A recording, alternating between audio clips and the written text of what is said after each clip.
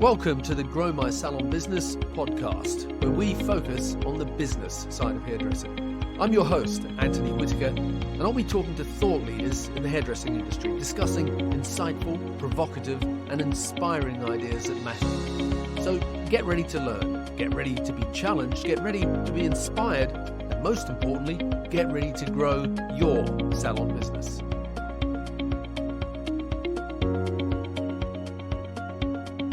Hello and welcome to today's episode of the Grow My Salon Business podcast. I'm your host, Anthony Whitaker, and as usual, it's great to have you here with us today.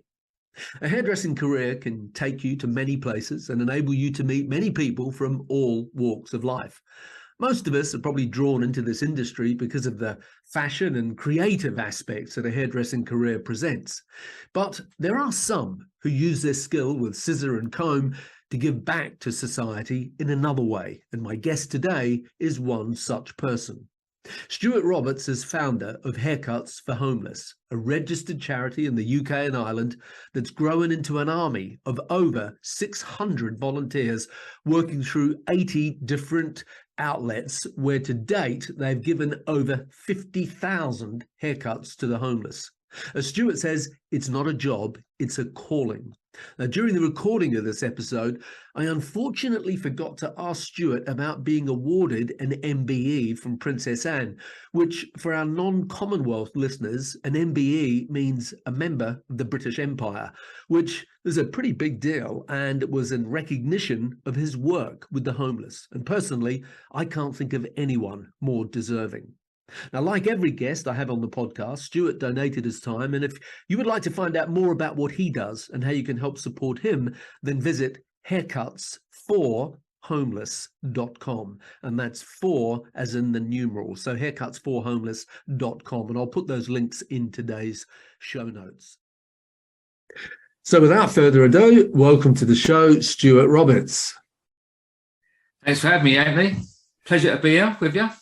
Stewart, it's my pleasure to have you here. I've been trying to get you for a little while, as you know. You've had a busy year. I've had a busy year. I suppose everyone's had a busy year, haven't they? But it's good that we've finally managed to hook up because I'm really excited about talking to you. So, look, a lot of my audience will not know who you are because a lot of them are not English. So what I'd like to do is to start off with you introducing yourself. So why don't you just give us your sort of 2-minute backstory? Who is Stewart Roberts? Give us your sort of overview just for a couple of minutes, and then we'll sort of jump in and explore the back catalogue, so to speak. No problem. My name's Stewart Roberts. I've been a hairdresser for 44 years because I was 60 this year. I love hairdressing. I was just going to say why I hesitated there is I was just going to say I love hairdressing, which I do now. But I sort of later in my career, I've become really punch drunk and I sort of fell out of love with it. And what made me fall back in love with it was seeing a guy called Mark Bustos in America cutting guys' hair on the street. And it led me to do it in England. And the day I done my first homeless haircut session, I completely fell back in love with hairdressing. And that really got me going, which was 8 years ago yesterday. Wow. I've been doing it 8 years. And yesterday we opened our 80th site in the UK. That's 80. So, and we've got 600 volunteers. And I was saying it for quite a while, but it must be up to about 50,000 free haircuts we've given out. Wow. So as an overview, that's pretty much me. That's your life. As far as hairdressing goes, it's all about haircuts for the homeless now. You don't work in a salon doing clients, or do you? No. I lost my business in 2018. Yeah. I did it for 30 years, and it's quite common now in the UK. The landlord chose to double the rent, and at that point, it was just not viable anymore. So it was all hit us really quick. So it was a matter of just closing the doors and wrapping up the business, which was really sad. Yeah. But then it's proved to be it's like anything.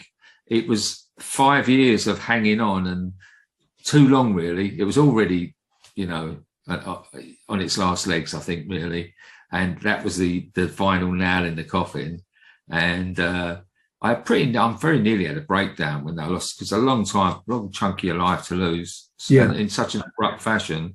Having said that, it's opened the door for me to give my time fully to haircuts for homeless, and so much more happy now than I was for many years.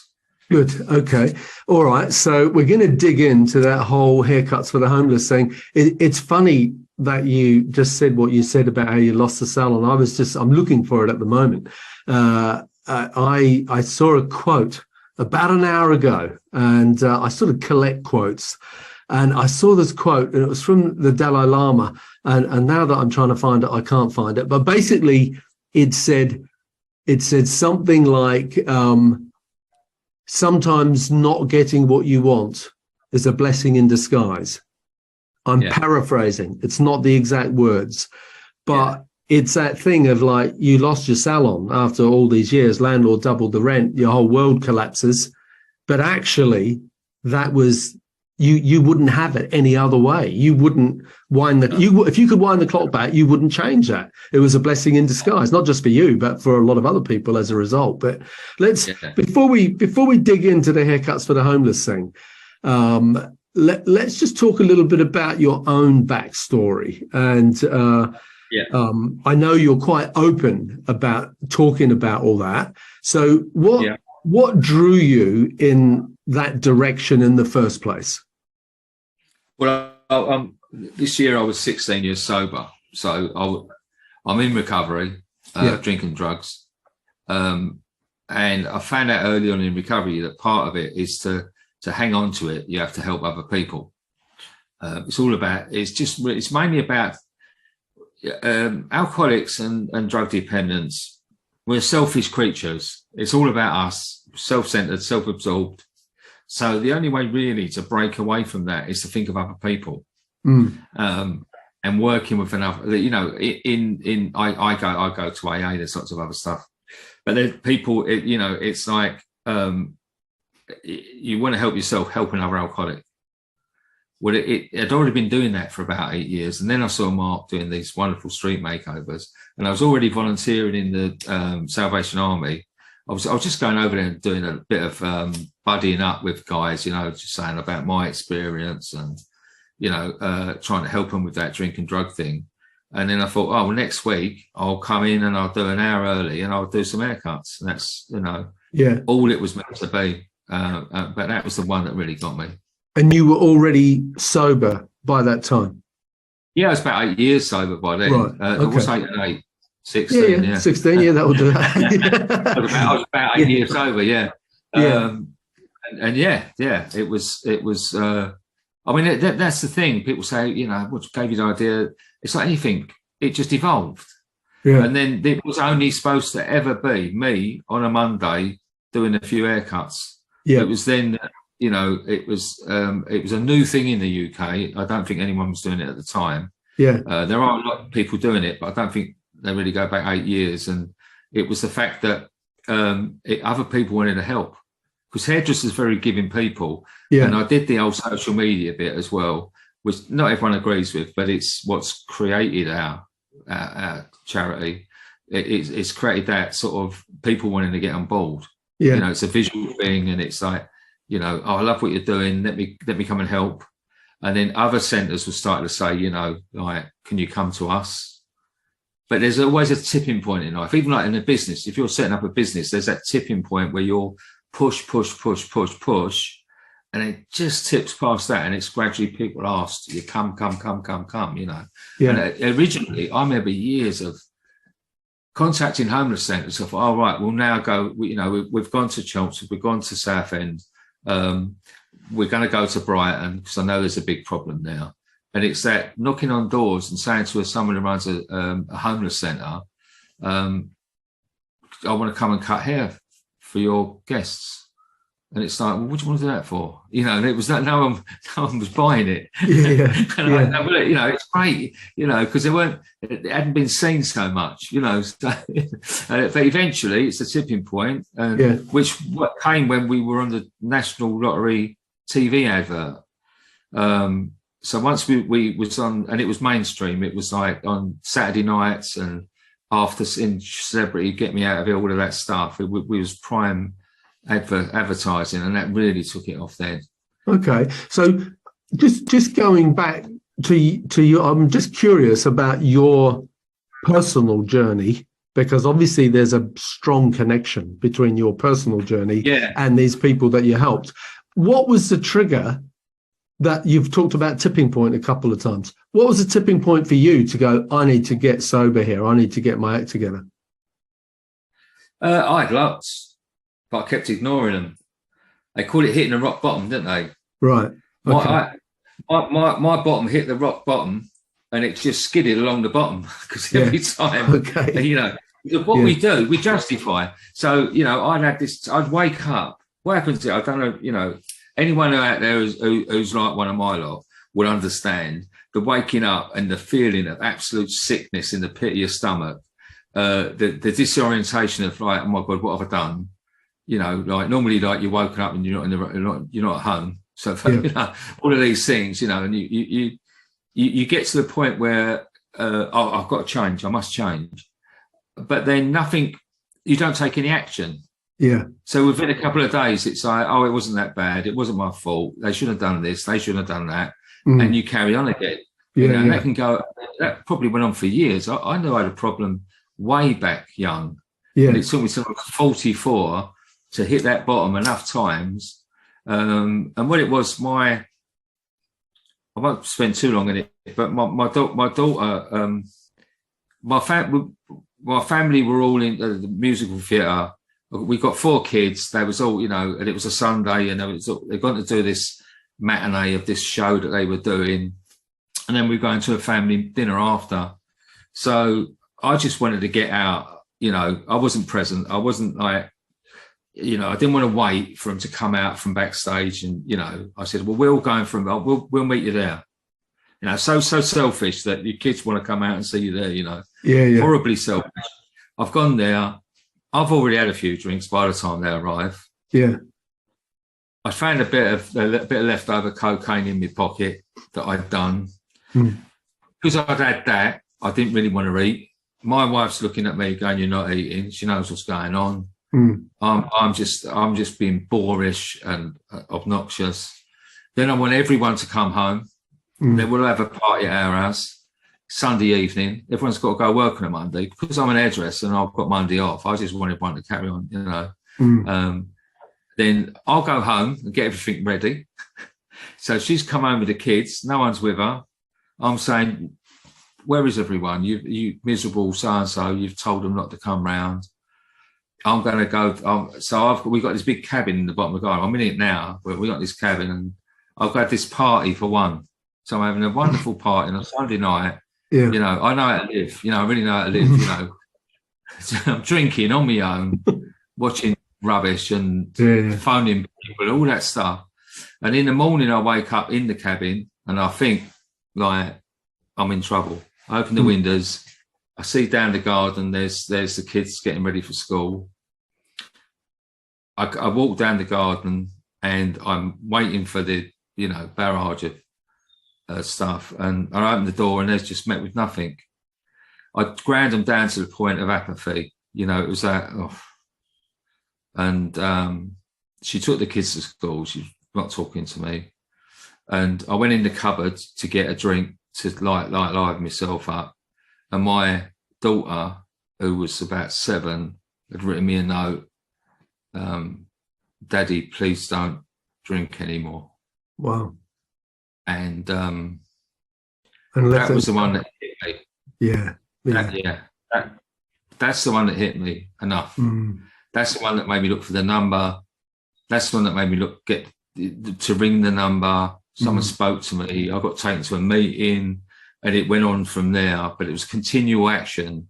And to be honest, how we are as alcoholics and drug dependents, if I hadn't taken action really quickly, very soon after, I would have started to justify, and I'd have said, like, I bet my wife wrote that, or I don't know what the fuss is about, and all that sort of thing, and they'd turned it around, and it wouldn't have taken accountability. Yeah. So Okay. That was it. That was the turning point. Okay. And so, and then that's where you started volunteering at the Salvation Army because you wanted to sort of give back. You wanted to help. That was some years later, you know, because that was, I first had to go through the process of getting straight. Your head's all over the place. You have to adjust. You have to change your whole life. You know, your family has to adjust around you. So there's all of that going on. And it was some years later when I really got into what I was doing, and I really started to realise that I had to seriously help other people.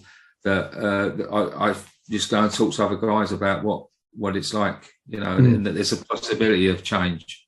Yeah, and that's the thing. It's the possibility of change, because sometimes people, if they're in it, they don't even see any possibility of that. And to hear somebody who's been through it does help. Yeah, and then that's where it went from that. Yeah. Okay. And so that then around that point you see Mark Booth. So where did you see something? You saw something on telly, or you read something in a magazine, or what? No, it's Facebook. I saw the images on Facebook, you know, and him doing these. There was outside street makeovers. Yeah. You know, and it was fantastic what he was doing, you know. Yeah. And I know that he's done so much more than that since. Yeah. Well, that's interesting because it's often that thing where, as a hairdresser, if you've got something to do with your hands, there's a reason to be talking, because you're doing two things at once, so to speak. You're talking and you're using your hands.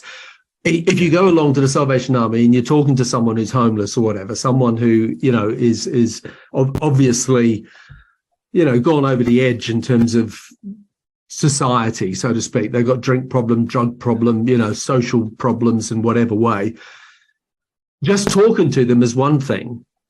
But I suppose what I'm trying to get to here is the whole self-esteem issue that is addressed when you've got a pair of scissors and a comb in your hand. Because these people are homeless, it's not as if they're going down the barber's once a fortnight to get their hair cut. And all of a sudden, and they're broke anyway, and most of them, or a big percentage of them, if they walked into a barber's or a salon, they'd be told, you know, there's the door sort of thing. So what you're doing is you're giving these people some dignity. You're giving them their self-esteem back. And that's breaking down those barriers that enables you to talk to them and for them to open up. Because that's where the magic is in a lot of ways, isn't it? Am I right? Or have I bitten off more than I can chew there? No, you haven't, and that's perfectly true. It's the fact that it's empathy, because they can smell someone who's authentic. You know, like they you know, you can't just fake this stuff. The connection you get instantly is that, like, I know where you've been, so I know, you know, I've been there myself. I had a guy last night, funny enough, and I met him, and he had some severe, I think he had some sort of psychopathic tendencies, you know. Mental health issues. And but I started talking to him. Funny enough, the other guy was cutting his hair, but I was talking to him. I sat down, and it was pretty quickly we established that we was both singing from the same hymn sheet. And but at the end of it, he said, that's the longest conversation I've had in weeks. And I think there's something in that they get glimpses of conversations. No one really goes deep. So I've not had a real conversation like that for a long time.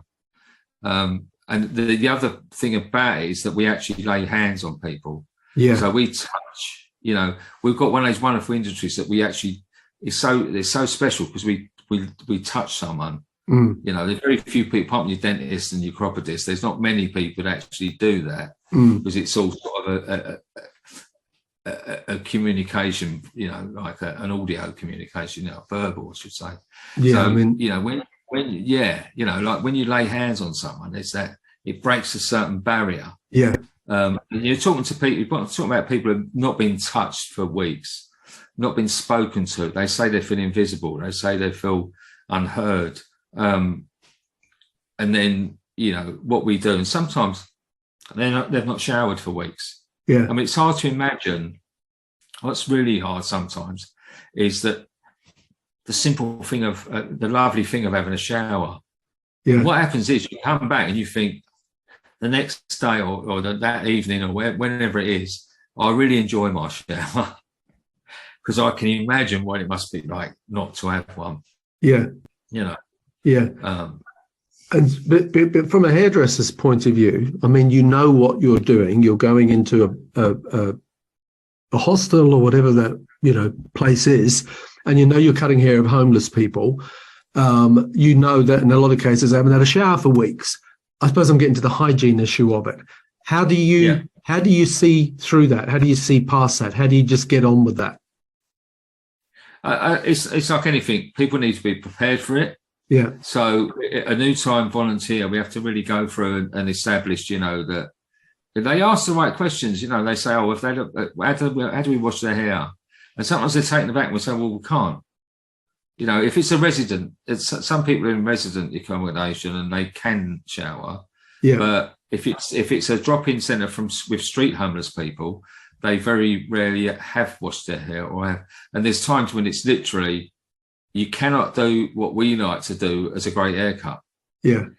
You're just doing your best. Yeah. So, you know, if you've got someone whose hair is so matted and tangled that I'm almost toe purating, you know, like I'm just getting a big comb with some clippers and I'm almost like you do your hedge, you know, because I'm just trying to but even that, you can still make that right. You can still make them not feel bad about it. Yeah. You can still treat them with respect and show them a bit of love, and then it comes through. Mm. And not every time, you know, sometimes people are in such a bad place that day that they're not going to be happy anyway. You know, okay. I'll give you an instance. There was a guy who was and I'm only human, so people get on my nerves, you know. And I was in a place, and this guy was kicking off, and he was really, and I got the and I was thinking like, someone get rid of this guy, you know. So I'm going to have to do it. And then eventually someone from the centre got rid of him. And I thought, thank God he's gone, you know. And as we was coming out, he was still outside shouting at someone. And then what he said was, and can I swear on this? Yeah, if you swear, you swear. Right. I've got to, because what he said, all I want is a dry pair of fucking shoes. Right? And I looked, and I didn't realise when he was in there, the guy's, it was pilling the rain. He's got an old tracksuit on. He's got no shoes and socks on. Yeah. So somehow he's lost his shoes. Yeah. Right. And he was just pleading with them. I just want a pair of dry shoes. You know? And you think, I get it. Yeah, exactly. Yeah. You thought you had problems. You know? Yeah. I can't find me comb. I'm in a bad mood. Do you know what I mean? Yeah. And it's that when you think, oh, right, I get it. He's having a bad day. Yeah. Have you, I mean, I'm sure you do have. So I'm asking you to sort of rifle through the memory banks here and tell us the opposite. Tell us about an instant, a story, a person who you've given them a haircut and it's just changed them. It's changed their world. It's turned them around. Is there anyone that comes to mind? Yeah, there's lots. I mean, there was a woman. I did a woman's hair, and funny enough, I know you're going to talk about the book later. It just before we'd done our final edits for that, and she says something to me because we've got quotes in the book, and we didn't want lots of writing. We wanted just these little powerful statements. And she said to me, "I'm only here, you know, because my husband gambled our house away." I found it so profound that this woman is, you know, she was defending herself because I wasn't judging, but she was just saying, look, this isn't my fault. Yeah. This is out of my hands, you know. And then the position she was in led her to go off the rails, which she'd done. And she was just getting herself back. And she said, I can't believe you've come in today. I didn't know you was coming. I've got a job interview tomorrow. And you know, and she'd managed to wash her hair. So, you know, cut, blow dry. You could see a lift. There was a lifting. The shoulders were down, then they gradually lifted up and the confidence came out. And she was an intelligent woman, you know. And that was, it really struck me that right place, right time. Yeah. we really helped that woman. Whether I didn't find out, if she got the job. Happy ending. Yeah. But I've done guys, and they've when I've managed to get in touch with the centre, or when I've gone back, he got that job you done his hair for. He got the job. Fantastic. One guy, Jack was talking to, he was seeing his kids for the first time. He'd not been able to see his kids for 2 or 3 years. And so he said, I feel so much better now. I've had a haircut. When I go and see him, I'm going to look smart. There's more things. There was a woman when this lovely chap, had been, she was a victim of domestic violence, and we was in this centre, and she just got there from another city. She'd escaped with her life. Because this guy, for the final thing for her was he covered her in petrol. So he covered her in petrol, and he was just sitting in a chair with a lighter, and he just kept lighting this lighter. She's standing in front of him, covered in petrol, and he wouldn't let her go in the shower, and he was just, and in the end, he drunk himself to a stupor, fell asleep. She got what money she could, and she got out because she knew this was her last chance before he killed her. And that, she was my sister was there, and she was edging towards my sister, and she got closer and closer, and it took a whole session before she said, "Oh, can I get my hair cut?" Because this guy let her have her hair cut for 7 years, because he totally financially dominated her as well. So she wasn't allowed to go and get, none of these things. And she had sort of long, straggly hair. And I just done a lovely little bob, pure and simple, but I can't put into words the effect that little touch of kindness helped that woman. I felt it. I felt it coming up. I felt that a man, particularly a man as well, had shown us some kindness and softness and gentleness, and it was alien to what she'd been used to. So, they're the ones that you've really, really done something for someone. Yeah, I'm surprised you talked about a couple of women there. I had this preconceived idea that the majority of them would be men. So there's quite a few women in the same situation. Yeah. Well, the thing is, that women are the invisible homeless, because a lot of the women aren't. It's safe for them to not be in the public. Majority of homeless centres is men. But a lot of what we do, haircuts for homeless, it initially was all about that, but we've expanded over the years, or we've diversified to the point where we go to quite a lot of women's refuges and safe houses and that, which you don't see because we have to keep that private. So that's probably on our socials. You won't see as many, but those ones are not. We don't obviously photograph and that.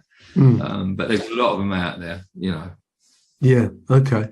So it's incredible how it started with you just doing that, thinking you'd just do this occasionally, pop down there with your scissors, and you said before that there's now.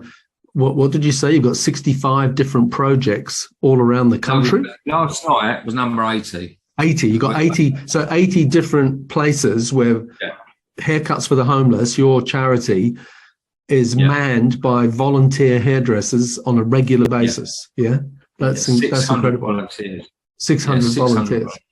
Yeah. And you mentioned something before.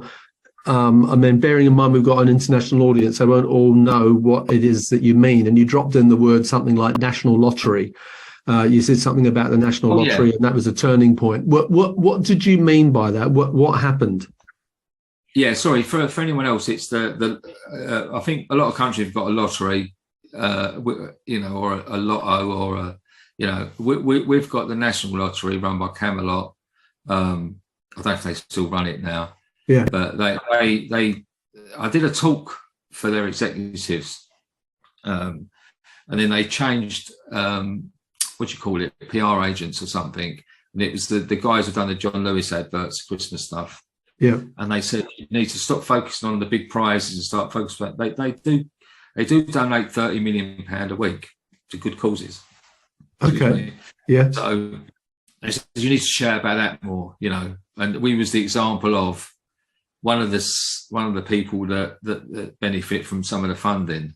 From the film, I've never seen anything like it. It was a 60-second advert, and it took 2 days to film over 2 different locations that we work at, Yeah. and massive film crews and all that. But this little 60-second thing, commercial, yeah. But how did that impact on haircuts for the homeless? What was the benefit of that? Was it just creating awareness? Yeah. Well, no, at that point we was sort of localized, even though it was all over the UK. It was only sort of social media spread. But the power of TV is incredible. So overnight, we sort of at that point, whatever it was, we very quickly doubled the amount of volunteers that came on board. We doubled the amount of venues that we opened in the following year. Yeah. It really does hit you. Yeah. Funny enough, it was the night that I had to close my salon was the same night, and I just done this video thing where I poignantly turned the lights off for the last time and stuck it on Facebook. And it was I don't know what I was even thinking doing that, but what it did do, it helped a lot of people, because a lot of people messaged me after and said, we are so struggling, and like a salon like yours, we was perceivably a very successful one, and if you've gone under, it makes us realise that we're not far away ourselves, and that it inspires us to do better, or all that stuff. But the same night that they aired the TV commercial, so my world fell apart, and then then a few hours later we was on primetime TV in the Saturday evening, and the phone went off the hook. And I just had to turn it off because I couldn't mentally process it all. Yeah. So I didn't realise that. So you had the salon going at the same time. You were leading this double life. You had the salon going and you were doing haircuts for the homeless. And then the salon closed because the rent got doubled. Yeah. And you got this big promotional ad on Prime TV for haircuts for the homeless. And then on the back end of that, you were flooded with all these inquiries and massive support from different avenues. So is haircuts for the homeless like a full-time job for you now? Yeah, it's a registered charity now. Yeah. So do you do all the coordinating when you talk about 600 volunteers and 80 venues or whatever it was? Do you coordinate all that, or is someone else doing that? Well, it's me and my sister. So we've done too good a job. So everyone thinks we're this massive, people phone up and they think we're this massive charity like mine or something like that. Yeah. And they go, can we speak to your marketing department? I go, yeah, you are. Yeah, that's me. Your admin department. Yeah, that's my sister. And, and that's why sometimes we get a hard time occasionally, like, well, I emailed you 3 weeks ago and not had a reply. It's like, yeah, we're doing our best, but we're a tiny little charity, What was nice when we became a fully registered charity was that we have to. My sister keeps account of the books, and but then we got trustees, and it meant that we then didn't have to really worry about the money and all that stuff. So that's overlooked by trustees. It's all everything's triple checked, and we can just concentrate on doing the work. Yeah. Which is really what I want to do. I didn't want to get another business. I didn't want to be. I want to be out there all the while. I can be out there doing the work. I'm okay. Yeah. If I end up behind the desk, unless I'm, even older and I can't physically do it. But you have to. You personally and your sister obviously have to make a living. So are there sponsors behind it that enable you to run this charity? Because you can't. Yeah. Okay. I'm very open about it all, and you have to be, to be crystal clear. I get paid to do 4 days a week, which then I do a couple of days, Friday, Saturday. I do some clients that are left over from my business. Yeah. That's run as a private mobile hairdresser type business. Yeah. Okay. To top up my wage, but it's not, I'm not Ferrari, mate. Yeah, no, I'm sure you're not.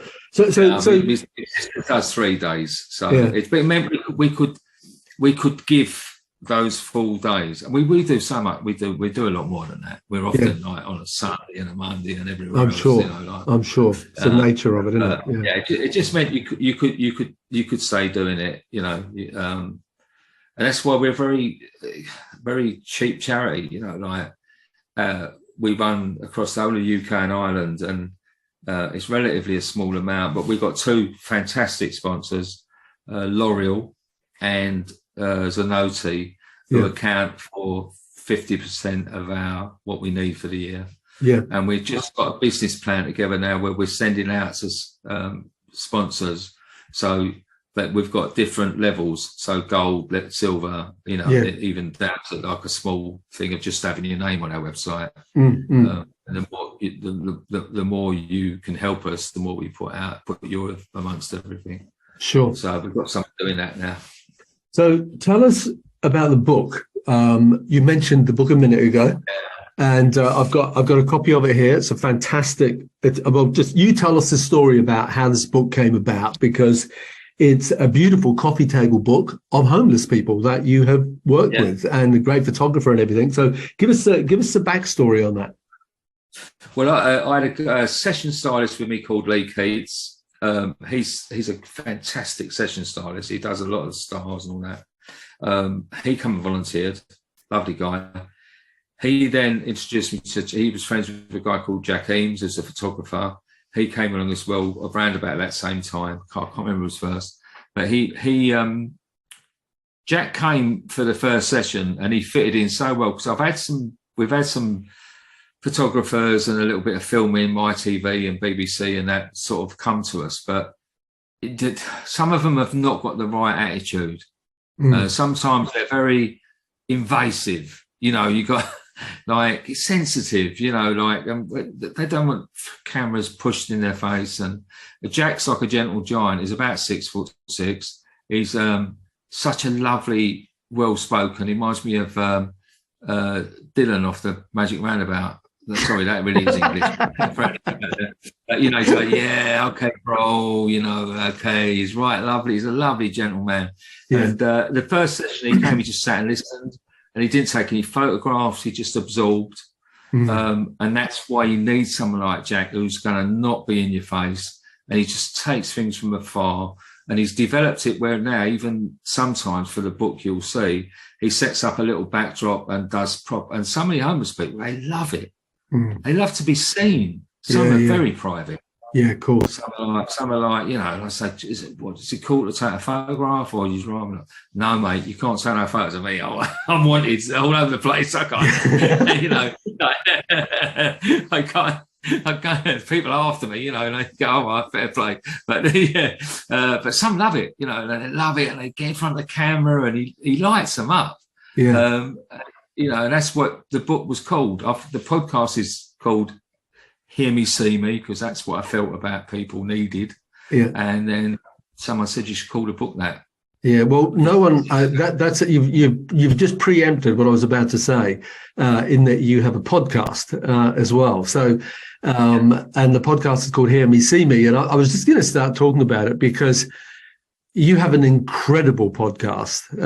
And for all the people that are listening to this, when you've listened to mine, then make sure you go and check his out, because this podcast, Hear Me, See Me, it'll make you laugh and it will make you cry. You'll see the best and the worst of humanity, you'll be exposed to the very best and the very worst of life. But I tell you what, it is the most, you know, it will not leave you feeling bored by any stretch of the imagination. So tell me about the podcast. How did the podcast come about? Because it's not a podcast just about homeless people. It's a podcast. It's a podcast about all sorts of people, but it's just full of real life and just amazing characters. I mean, I was listening to one today. I think it's the latest episode out, which is with a Hollywood actress, but then there's also, you know, there's heroin addicts that you've had on there. And I know the lady you just alluded to, who was a domestic abuse survivor, and now she's gone and started up her own, am I right in saying that? She started up her own charity or her own refuge for homeless women. I think I'm right in saying that. And there was two. Yeah, because there was Dawn and Danielle, and one has opened up a holiday camp, not holiday camp, a camp where people all go in the summer, and they're all in the same position, so they all relate to each other. They don't know each other, but they all get to know each other, and it's for the women and the children. Yeah, that was Danielle. So the other one I think was Denise. Yeah, who she's set up a lot of stuff. Yeah, well, just a girl. Yeah, just a girl. That yeah, if you listen to that and it doesn't bring you to a sobbing mess, there's something wrong with you. You know, like it's incredible. It's incredible listening to the lives of these people. So I encourage everybody. I mean, it's hard to pick a favorite. We were talking before we started recording, and I loved the one where you were talking to the Scottish heroin addict, and how he turned his life around was just so inspiring. And the one with the Thai prison nightmare, where I think it was a guy called Stephen Kelly who, you know, was busted for doing drugs, an Englishman busted for doing drugs in Thailand, locked up in Thailand. I mean, what a story that was.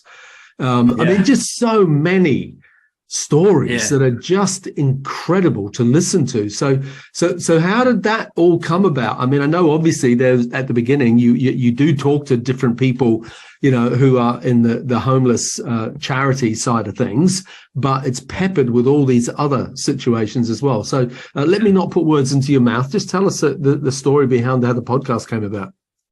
Purely because I was doing lots of this stuff. So I was a guest on quite a few podcasts, probably after the TV advert, when we got known quite a lot. And then, you know, I was a guest a lot, and I just thought at some point, I'll meet so many incredible people that I should do my own. Probably happens to a lot of people. They're on a few as a guest, and they think they should do their own.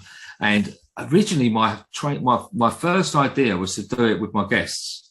So, and I did try it a few times, but it was so chaotic, and you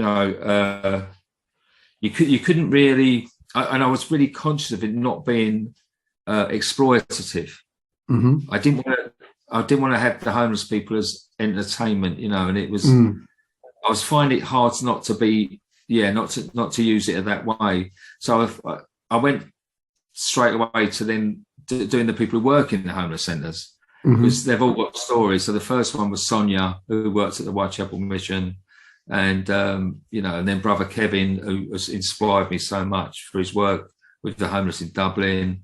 And then there was some of the team leaders that worked with me, and then there was people I knew. So our ambassador was Lena Headey from Game of Thrones, and you know, and then it just led to other things, and people knew people, they introduced me, or I'm always on the hunt. So anyone I see that's, you know, I get knocked back a lot, but even then we got our ambassador, Lena Headey. I slipped in her DMs because, you know, why not? I said, would you be our ambassador? And then she came on. She's been on it 3 times. And then it's just coming across people. And, you know, even like this one, I've got Terry Waite coming on. I can't wait. And, you know, it's purely because one of our team leaders was at a homeless centre. He's the patron of the charity. She cut his hair, and I quickly said to her, "Get his number."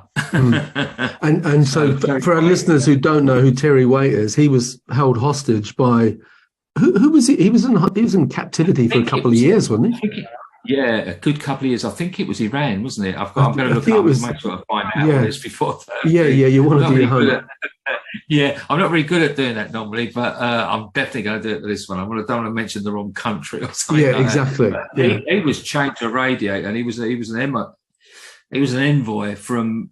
He was a religious man, you know. So he was a religious peace envoy, and they captured him and they wouldn't let him go, you know. So the world at the time, it was such a big story, and. I'm so looking forward to that, you know. Yeah. There was one.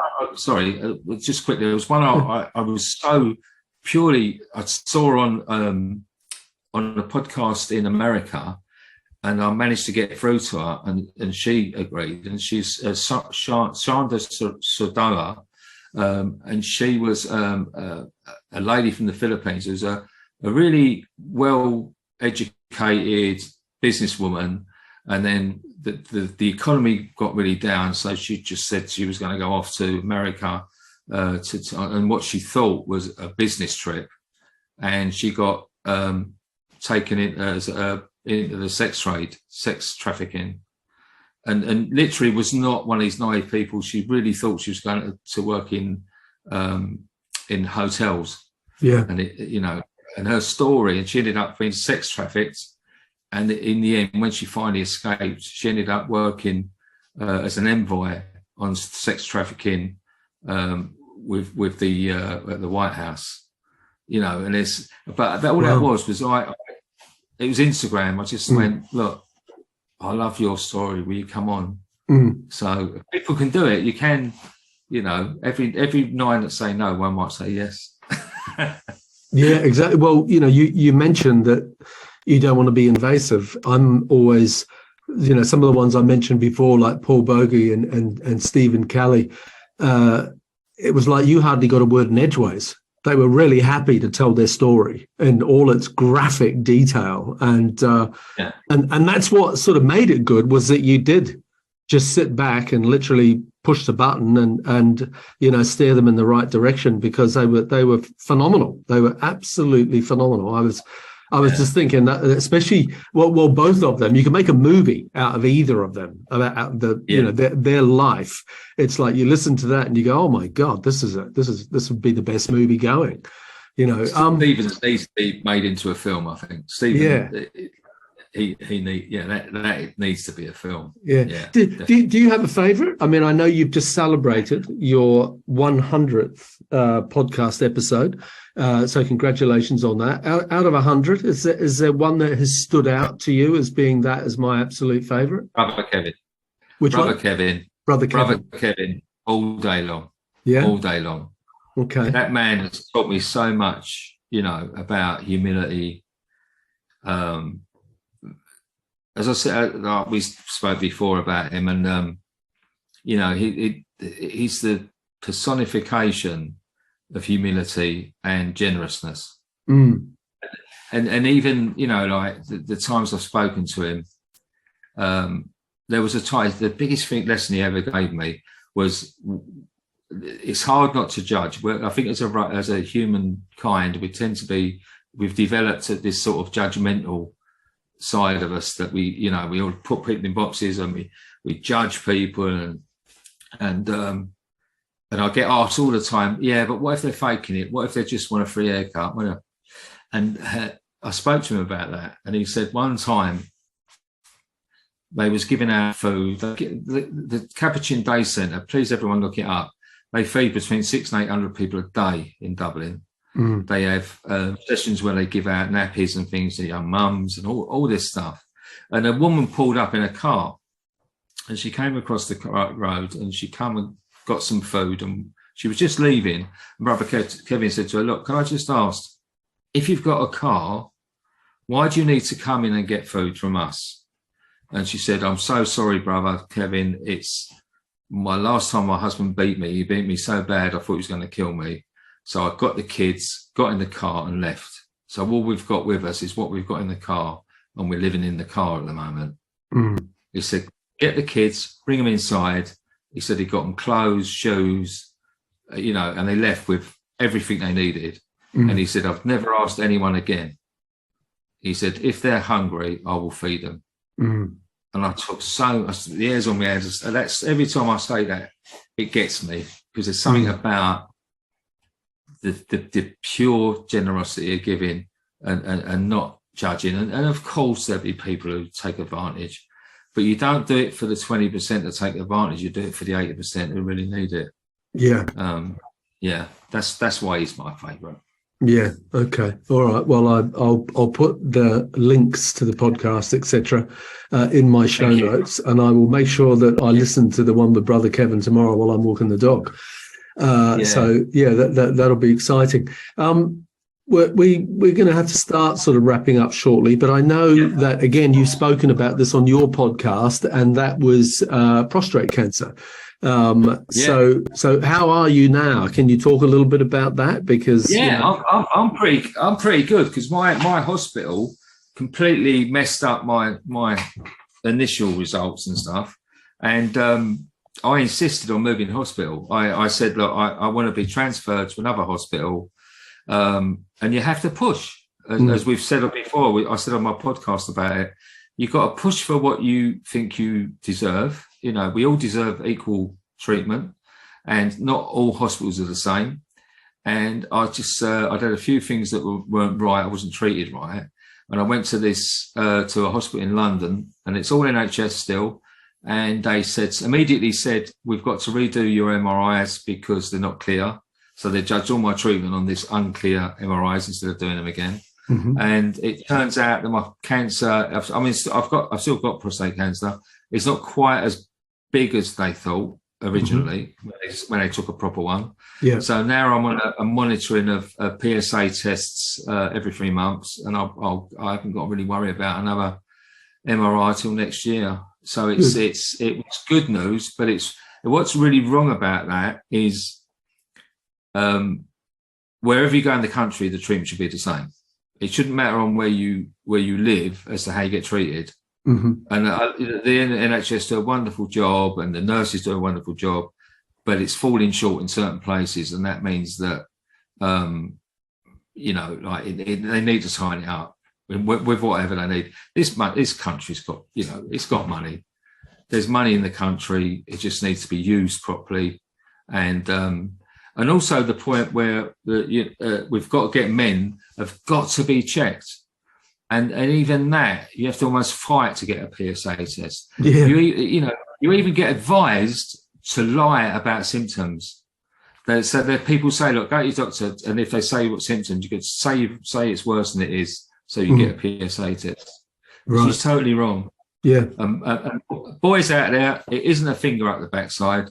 It's a blood test. It's nothing to worry about. That's where it starts. A blood test.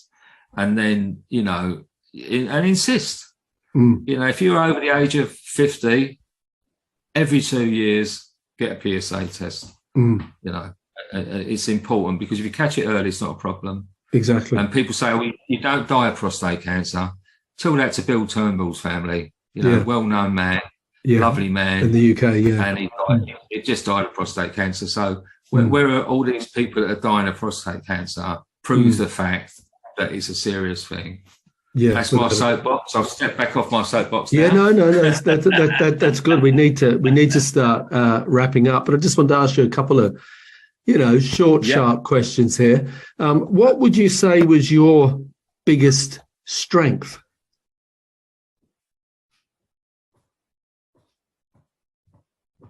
I do get up again. You do get up again? I do get up again. Okay, good. So you get knocked down, but you get back up again. Yeah, that's good. I like that. Okay. What drives you? Why do you do this? Why do I do anything? I think I'm trying to make good. I've done a lot of bad stuff. And what drives me is to redress the balance, and to inspire my children and my grandchildren, and so far it's working. Good. Well, yeah, you are doing a lot of good, without a shadow of a doubt. Last thing I wanted to ask you about was, what is the biggest lesson that you've learned in life? Can be about hairdressing, or can be nothing to do with hairdressing, and I doubt that it will have anything to do with hairdressing, but you've met some really interesting people. You've been exposed to a lot. So what would be one bit of wisdom that you'd like to pass on to people? My favourite one is you can look back at the past, but don't stare. Because you can't change that. You can change moving forward. And it does well to look backwards sometimes to see how far you've come. Not to take yourself back and punish yourself. So it's all about learning from the past and then educating yourself to move forward. Yeah. Okay. That's good. All right. Okay. So listen, we do need to wind up now. Whereabouts can people connect with you on Instagram or other social media channels? Instagram, we're Haircuts for Homeless UK, I think. Yeah, it is. But it's the number 4. It is the number 4. Yeah, haircuts number 4, homeless UK. Got it. Okay, UK. That's on Instagram. Yeah. And your website? Website is haircutsforhomeless.com. Right. Okay, so those two things. Right. Those two things. Yeah, that's right. Yeah. If you go on haircutsforhomeless.com, it's got where you can email us and all of that stuff. Well, the email is info@haircutsforhomeless.com. So if you want to email us. But yeah, check us out, see what we're up to. Good. And, join us. Great. Join us in the fight. Good. All right. Well, look, I'll put those links on our website in the show notes for today's podcast. Can I ask you, if you're listening to this podcast with Stewart Roberts and have enjoyed it, then do me a favor, take a screenshot on your phone, share it to your Instagram stories. And don't forget to subscribe and leave us a rating and review on the Apple Podcast app. So to wrap up, Stewart, thank you ever so much for giving up your time today to be on the Grow My Salon Business podcast. My pleasure. My absolute pleasure. Great. Thanks, man. Thank you for listening to today's podcast. If you'd like to connect with us, you'll find us at growmysalonbusiness.com or on Facebook and Instagram at growmysalonbusiness. And if you enjoyed tuning into our podcast, make sure that you subscribe, like, and share it with your friends. Until next time, this is Anthony Whitaker, wishing you continued success.